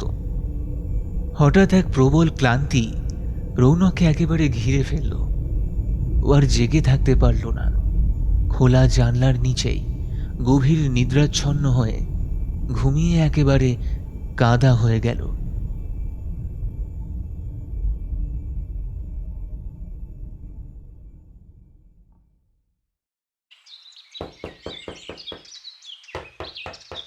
বেশ খানিকক্ষণ বাদেই ঘরের দরজায় জোরে জোরে ঘা পড়ার শব্দে রৌনক হঠাৎ ধরফর করে জেগে উঠে বসল।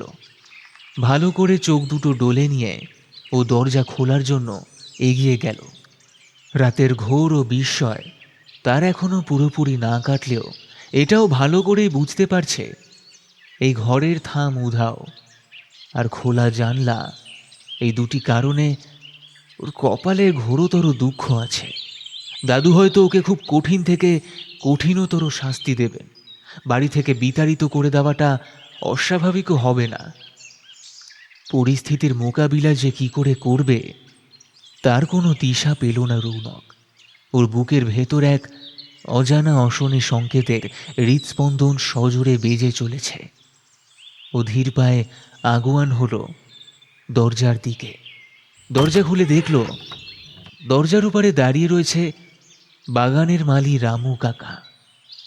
ছোট দাদা বাবু, আপনি কালে ঘর পরিষ্কার করার জন্য যখন খোলা হয়েছিল, আমি বড় বাবুকে বলে কিছু কোদাল আর বর্ষা এখানে রেখে দিয়েছিল।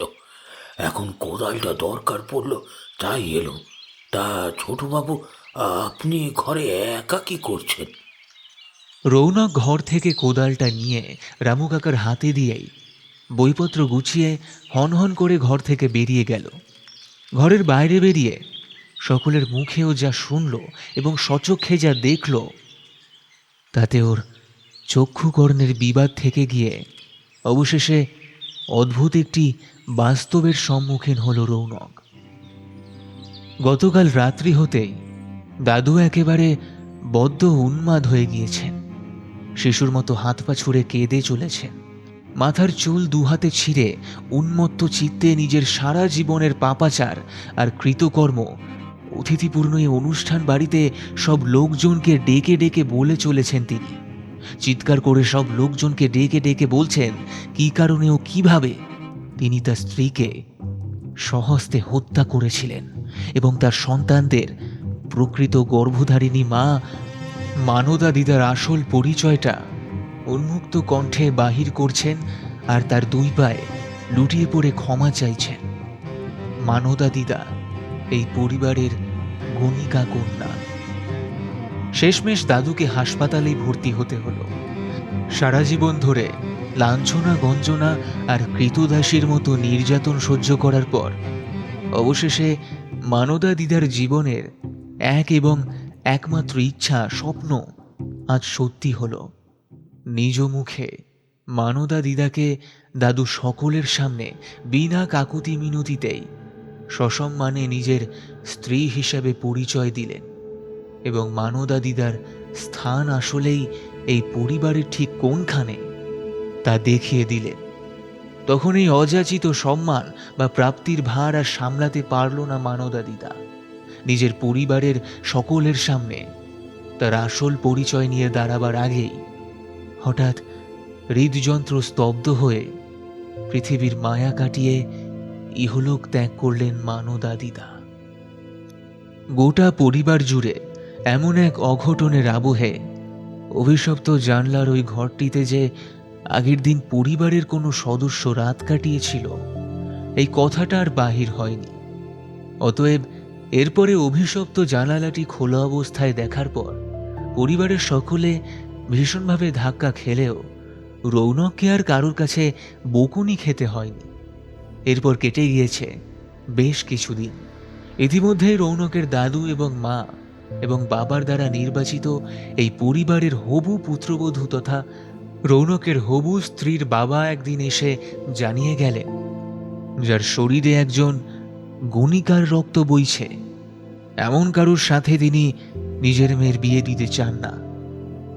পাকা কথাবার্তা হয়ে থাকা বিয়ের আয়োজনে এক লহমায় জল ঢেলে দিয়ে তিনি বেরিয়ে গেলেন। ছেলের এই অপমানটা একেবারেই হজম করতে পারলেন না রৌনকের বাবা। শুধু এটিই বিচ্ছিন্ন ঘটনা নয়, চতুর্দিকে এখন এই পরিবার ও তার বংশমর্যাদা আভিজাত্যের চিরকালীন দম্ভকে সব মানুষজন হাসির খোরাক বানিয়ে মজা লুটতে শুরু করেছে। কেন? মানদা দিদা একজন গণিকা কন্যা বলে। রৌনকের বাবা শিশুকাল হতে তাকে দাসী রূপে দেখে এসেছেন। নির্যাতিতা লাঞ্ছিতা মানুষটার ভেতরে সুলক্ষণা লক্ষ্মীশ্রী আচার ব্যবহারে কেউ কোনোদিন এতটুকুও কমতি দেখেনি। সে বিনা স্বীকৃতিতেই যেমনভাবে স্নেহময়ী মা হয়ে উঠেছে তেমন তার দাসী বৃত্তি দিয়েই নিজের সবটুকু যত্ন ও পরিচর্যা দিয়ে দুহাতে আগলে রেখে এসেছে এই এত বড় সংসারটাকে। সারা জীবনে নিজের প্রাপ্য সম্মানটুকুই সে পায়নি। শুধু গণিকা কন্যা বলে কি সেই মানুষটা বা তার গর্ভজাত সন্তানেরা সকলে অসুচি? বংশমর্যাদা বা আভিজাত্য এই শব্দগুলি যাকে সম্বল করে রৌনকের বাবা এতকাল চলতেন আজ সে সব কিছুকেই বড্ড ফোপড়া মনে হতে লাগলো তার। অপরদিকে তিনি দেখলেন তার পারিবারিক সব সত্য জানা সত্ত্বেও স্নেহা ও তার পরিবারের রৌনকের প্রতি মনোভাব এতটুকু খাটো হয়নি। স্নেহা আগের মতোই একভাবে অন্তর থেকে ভালোবাসে রৌনককে। হ্যাঁ, এই মেয়েই তার ছেলের জন্য উপযুক্ত। ছেলের চাকরি পাবার খবরটা শোনার পর তিনি আর বেশি কিছু ভাবলেন না। একদিন শুভ দিন দেখে তিনি রৌনক আর স্নেহার 4 হাত এক করে দিলেন সারা জীবনের মতো।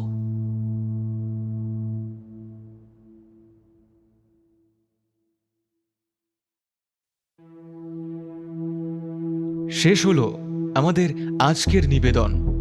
লেখিকা রশ্মিতা দাসের কলমে নরকের দ্বার খোলা। আজকের গল্পের গল্পপাঠে ছিলাম আমি সৌভিক। রাজবাড়ির রাজা এবং তান্ত্রিকের চরিত্রে সৌভিক দাস। রৌনকের চরিত্রে সৌমদীপ, বড় পিসের চরিত্রে পূজা, ঠাকুরদা এবং দ্বিতীয় তান্ত্রিকের চরিত্রে রমাকান্ত, রামু কাকার চরিত্রে দিব্যেন্দু, রুক্মিণীর চরিত্রে মৌপিয়া, পেয়ারা এবং বন্দি বিদেহী আত্মার চরিত্রে আমি সৌভিক।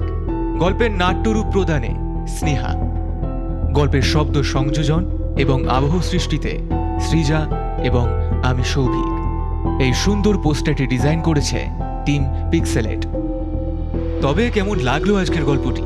গল্পটি ভালো লেগে থাকলে অবশ্যই গল্পটি আপনার বন্ধু এবং পরিবারের সঙ্গে শেয়ার করে দিন, আর হাইপ বাটনটিতে ক্লিক করে গল্পটি আরও বেশি সংখ্যক শ্রোতা বন্ধুর কাছে পৌঁছে দিতে আমাদের সাহায্য করুন। চ্যানেলে নতুন হয়ে থাকলে অথবা এখনও সাবস্ক্রাইব করে না থাকলে অবশ্যই চ্যানেলটিকে সাবস্ক্রাইব করে পাশে থাকা বেল আইকনটিকে অল করে দিতে কিন্তু ভুলবেন না, যাতে আমাদের সমস্ত নতুন গল্পের আপডেটস আপনার কাছে সবার আগে পৌঁছে যায়। তবে আজ চলি, ফিরে আসব আরও একটি নতুন এবং রোমাঞ্চকর গল্প নিয়ে।